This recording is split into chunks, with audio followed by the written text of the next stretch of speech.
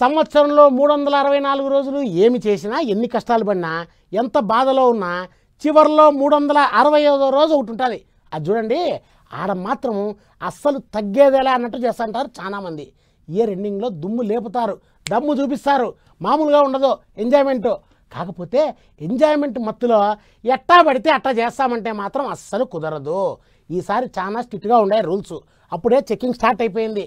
కాస్త జాగ్రత్తగా ఉండండి, మీకోసమే చెప్తున్నాము. ఎట్లా పడితే అట్లా ఎగురులాడతాం, తాగి బండ్లు నడుపుతాం, రోడ్ల మీద తమాషా చేస్తాం అని అంటే ఈసారి అస్సలు నడవదు. కొత్త సంవత్సరం యాళ్ళ కొర చూసుకుంటా కాపు కాస్తున్నారు పోలీసు వాళ్ళు. ఇప్పటికే జూబ్లీ హిల్స్ లో మత్తు మందులు దొరకబట్టిర్రు. కాలేజీ పొల్లగాన్లు న్యూ ఇయర్ సంబురాలలో అమ్ముకొని 100 గ్రాముల కొకైన్ తీసుకుపోతుంటే పట్టుకున్నారు.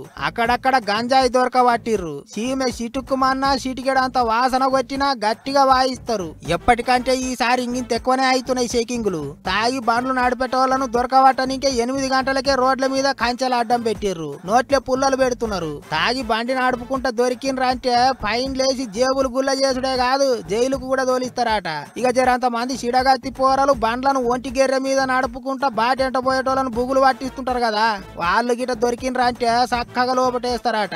రాత్రి 10 గంటల సంది పొద్దుగాల 5 దాకా cable bridge, outer ring road, పట్నంలో ఉన్న అన్ని బ్రిడ్జిలు బంద్ పెడతారట.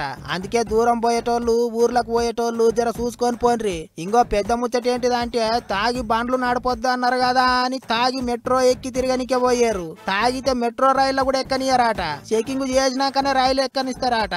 మెట్రో ఆఫీసర్లు గట్టిగానే చెప్పిర్రు, తాగితే తాగిర్రు, తింటే తిన్నారు గాని అప్పుడు దాకింటనే ఉండర్రే అన్నట్టున్నది వ్యవహారం. అందుకే జర వెనక ముంగట చూసుకోర్రి. ఎట్లా పడితే అట్లా రూల్స్ బ్రేక్ చేస్తాం అని అంటే కొత్త ఏడాది సురువాతులనే నెత్తికి చేయి పెట్టుకునే కథ అవుతుంది. ఒక్క పట్నంలోనే కాదు, 2 రాష్ట్రాలలో పోలీసు వాళ్ళు గట్టిగా నజరేస్తున్నారు. అందుకే పాడువాట్ల పడకుర్రి, పర్షాన్ కాకుర్రి.